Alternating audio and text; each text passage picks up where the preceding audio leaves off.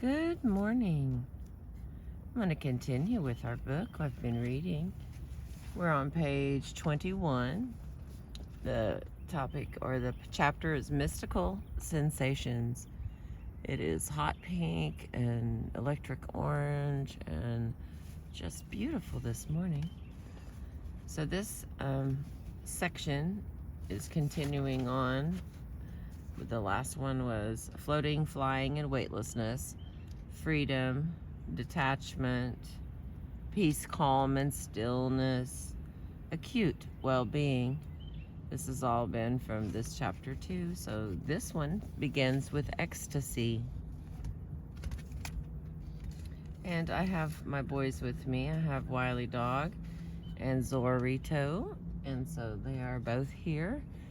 And I have a Slim Jim in my purse that they think they're going to outsmart me out of. So, Mookie, I got my eye on you, bud. Okay? You're not starving. All right, back to what I'm doing. Ecstasy. Describing a Yale-Princeton football game, Richard Harding Davis wrote, "People forgot for a few precious minutes to think about themselves. They enjoyed the rare sensation of being carried completely away by something outside of themselves, and the love of a fight, or a struggle, or combat, or whatever else you choose to call it, rose in everyone's breast and choked them until he had either to yell and get rid of it or suffocate. What these spectators were experiencing was a form of ecstasy. The contemporary writers on mysticism in daily life observe that a primary element of the ecstatic experience is an intense, overpowering joy, which seems literally to life those who have the experience out of themselves. They point out that sometimes ecstatics think they can actually see themselves from the outside.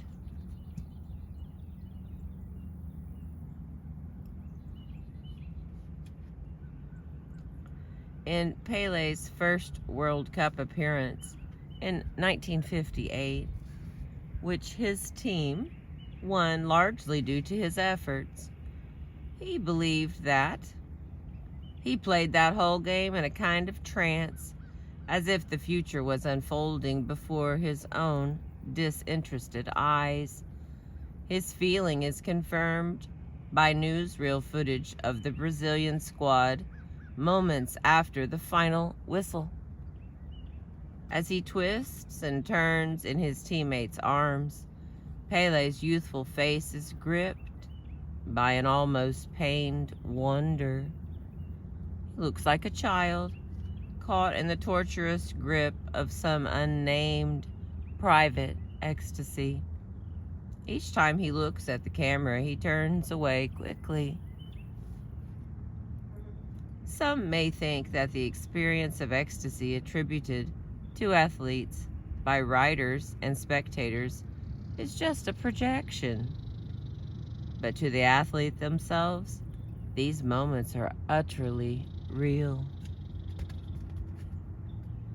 Quarterback Francis Tarkenton says that he played football for one reason: I love it. Nothing in my life compares to the ecstasies I get from this game. Lukes and Skalka say that while skiing, the athlete can experience the magic moment when you are right on the mark, when everything falls into place and the only sensation you feel is the ecstasy of what you are doing. Skier, skiing, skied are one. mountain climber,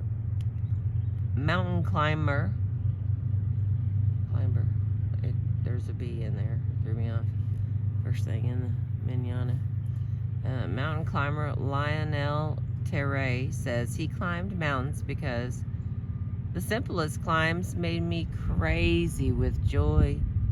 The mountains were a sort of magic kingdom where, by some spell, I felt happiest. Jess Francis Lewis questioned 53 students regarding their ecstatic experiences and the context in which they occurred. He found that common facet of the ecstatic experience was a surge of energy. In fact, he notes, with great regularity, ecstasy involved either activity or the impulse to activity. These may appear as a sort of release of energy in screaming, jumping, walking, or running, or may be more quiet as in smiling or standing. The students mentioned that winning sports events was one of the most common triggering events.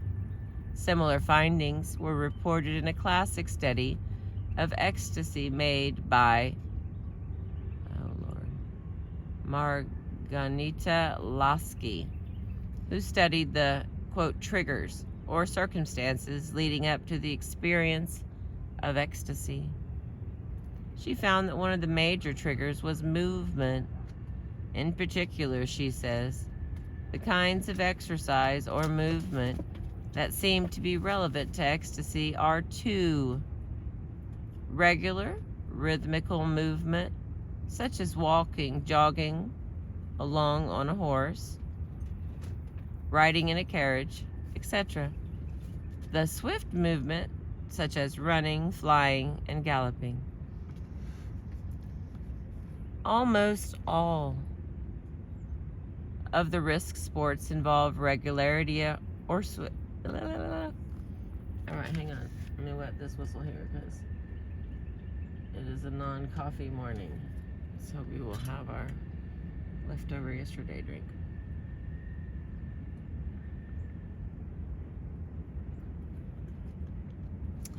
Again, I will drink coffee. It's just, if you drink coffee all day, then people think you drink coffee all day. Whatever. You don't know me. Okay, here we go. Almost all of the risk sports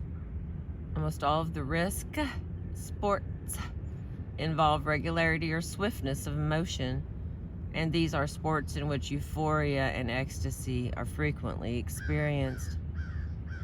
Ian Jackson tells about his first experience of surfing. I began an accelerated paddle rhythm. If you've ever had a close brush with death, you know the feeling that shot through my body. It was a pure adrenaline flash. As I pulled out over the shoulder of the wave, I balanced for a moment in ecstasy. Then my knees buckled and I toppled into the warm water, laughing uproariously. It was an instant addiction.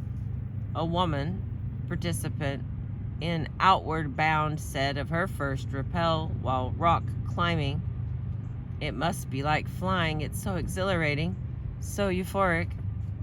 It's a giddying rush that's free of any effort on my part." All right. Rhythmic dancing has long been known to trigger ecstasy. Henrik Zimmer, a scholar and student of Indian culture, points out that dancing is an ancient form of magic. The dancer becomes amplified into a being endowed with supernormal powers. His personality is transformed. Like yoga, the dance induces trance, ecstasy, and the experience of the divine, the realization of one's own secret nature. And finally, merging into the divine essence. This ecstasy can be experienced by the audience as well as the dancers. Writing of her sister-in-law, Isadora Duncan, Margarita Duncan says, "When she danced the blue Danube,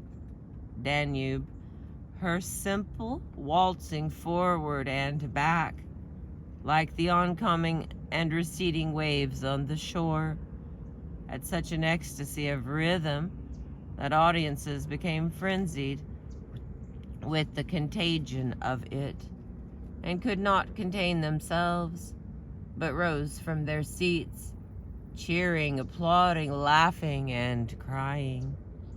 We felt as if we had received the blessing of God."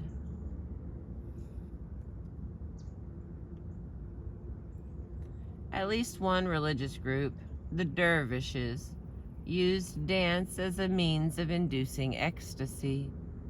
Their dance progresses through successive stages of intensity, the last of which is a species of ecstasy which they call halat, H-A-L-A-T, in case anybody wants to look that shit up. It is in the midst of this abandonment of self, or rather of religious delirium, that they make use of red-hot irons. These fanatics, transported by frenzy, seize upon these irons, gloat upon them, bite them, hold them between their teeth, and end by cooling them in their mouths. What? I don't have a lot of time, but I'm gonna read that shit, hang on. At least one religious group, the dervishes, as in the whirling dervishes, I guess, use dance as a means of inducing ecstasy. Their dance progresses through successive stages of intensity, the last of which is a species of ecstasy which they call halat. It is in the midst of this abandonment of self, or rather of religious delirium, that they make use of red-hot irons. ... These fanatics, transported by frenzy, seize upon these irons, gloat upon them, bite them, hold them between their teeth, and end by cooling them in their mouths. Alright, let's try out another one. The next one's power, control.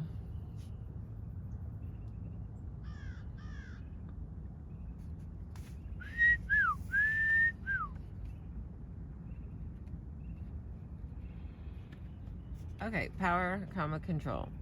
Self-mastery and a sense of power are among the supreme rewards of the sport. No, of sport. In some cases, the power does not seem to originate in oneself, but from outside, as if from the air or the sea or the rock beneath one's feet. At other times, it wells up from within. This feeling can occur in almost any sport, although in our collection of cases, it appears to happen most excuse me. It appears to happen most when high risk is involved. University of Illinois psychotherapist Saul Rosenthal has, through surveys of many athletes, identified a powerful form of well-being that comes from risk in sports like skiing and auto racing. An account of bullfighter El Cordobés has described many performances in which he was crazy happy. He was hypnotized by his own success with this animal, unable to think of anything else but that splendid, drunken feeling of power each movement, each pass of the bull gave him. This intoxicating power is often felt above the earth. It is one aspect of the break-off phenomenon experienced by pilots at high altitudes. Richard Walters, Wolters, could be Walters, says of being caught up by a thermal. Are you all right? Did you get a spot that you can sit down now?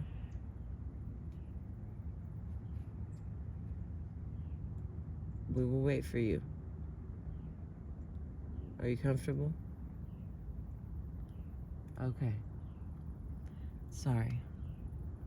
That's my daily audience. Okay. An account of bullfighter El Cordobés has described many performances in which he was crazy happy. He was hypnotized by his own success with this animal, unable to think of anything else but that splendid drunken feeling of power each movement, each pass of the bull gave him.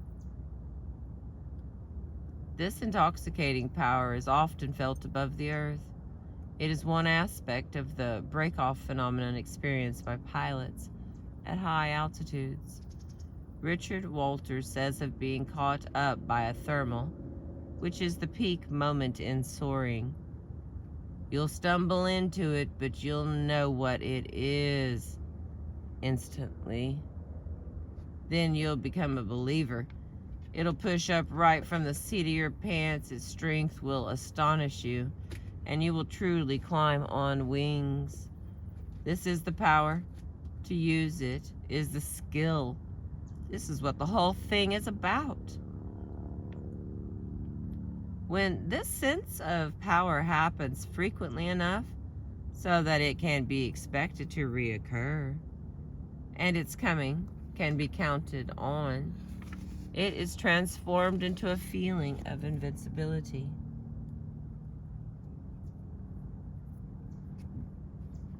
Decathlon champion Bruce Jenner says that partway through the 1976 Olympics, and then here's what he said, ...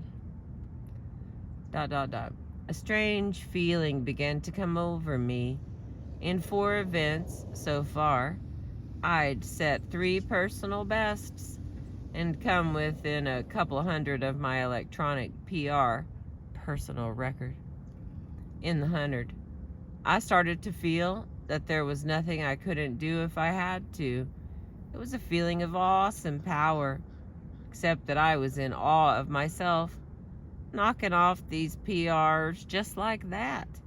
I was rising above myself, doing things I had no right to be doing. Often the sense of control in sports extends to one's equipment or surroundings. In auto racing on good days, drivers feel they can do anything with their cars.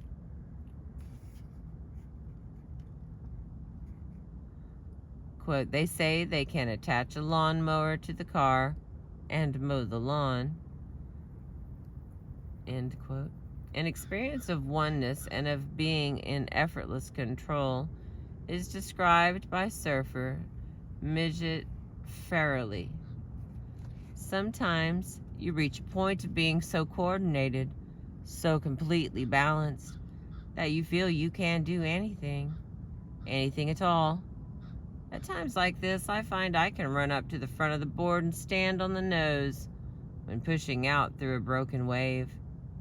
I can go goof around, put myself in an impossible position, and then pull out of it simply because I feel happy.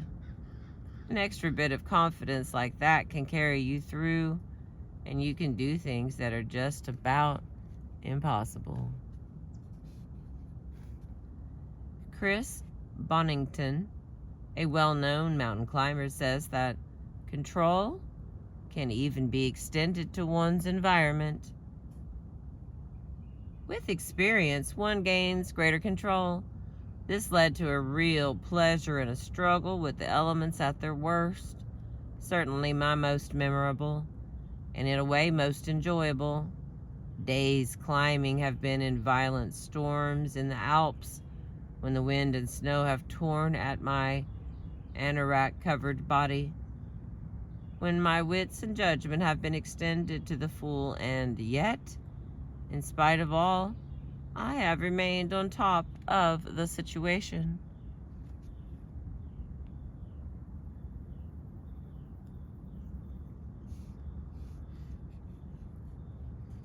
At its fullest, the feeling of being in control is a unifying experience involving the athlete's entire sense of self, the environment, and even his destiny. Champion race driver Mario Andretti insisted only a race driver can feel the joys of motor racing. When a man is competing in a race car, when he is pushing himself and the machine to the very limit, when the tires are breaking free from the ground and he is controlling his destiny with his own two hands, then, man, he is living in a way no other human can understand.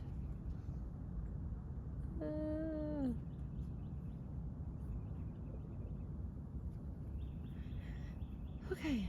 Andretti's experience is corroborated by a study of racing car drivers, which concludes that ... The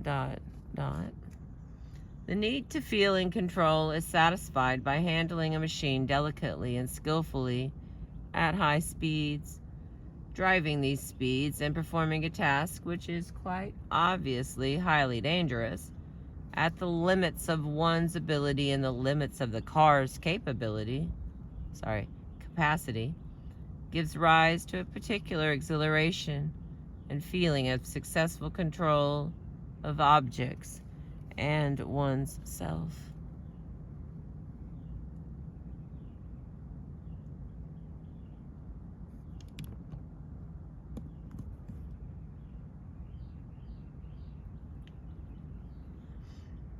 A sustained feeling of power develops into a sense of being in control, which contributes to the high often experienced in sport. Although it sometimes originates outside the individual, as when an athlete identifies with the power in a wave or the lift of a thermal, most often it wells up from within, resulting from the athlete's mastery of his body, his equipment, his sense of self, and even the environment.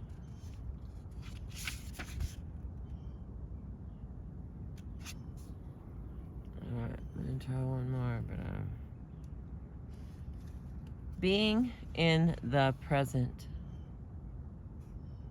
Regardless of the sport, successful athletes say that when they are performing at their best, they are immersed in the present moment, totally involved in whatever confronts them. John Brody, former San Francisco 49er quarterback, has said that a player's effectiveness is directly related to his ability to be right there, doing that thing, in the moment. All the preparation he may have put into the game, all the game plans, analysis of movies, etc., is no good if he can't put it into action when game time comes. He can be worrying about the past or the future, or the crowd or some other extraneous activity. He must be able to respond in the here and now.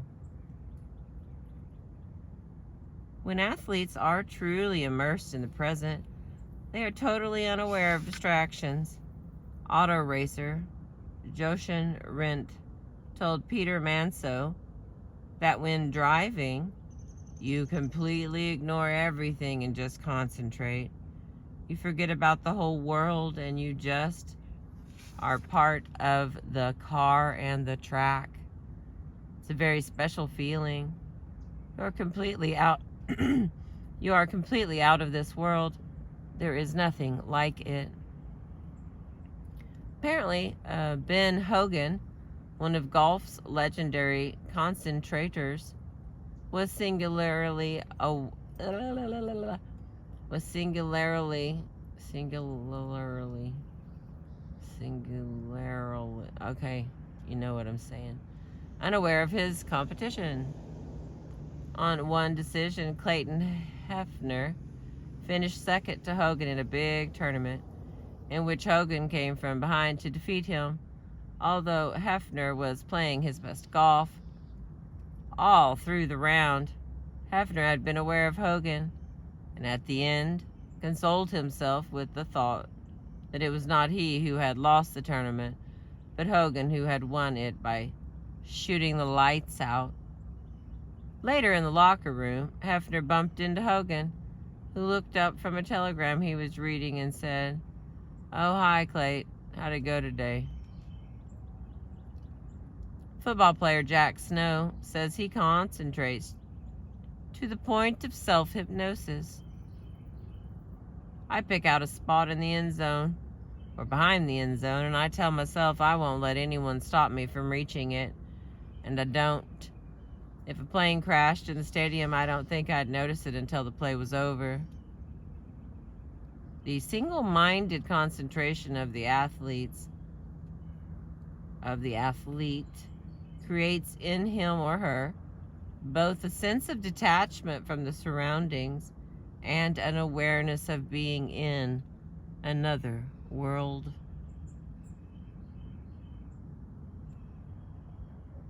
Golfer Arnold Palmer writes that this experience in tournament play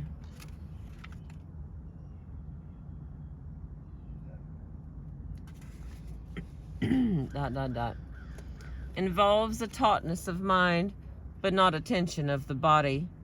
It has various manifestations. One is the concentration on the shot at hand. The other is the heightened sense of presence and renewal that endures through an entire round or an entire tournament. There is something spiritual, almost spectral about the latter experience. You're involved in the action and vaguely aware of it, but your focus is not on the commotion, but on the opportunity ahead. I'd liken it to a sense of reverie, not a dreamlike state, but that somehow insulated state that a great musician achieves in a great performance. He's aware of where he is and what he's doing, but his mind is on playing his instrument with an internal sense of rightness. It is not merely mechanical. It is not only spiritual. It is something of both, on a different plane and a more remote one.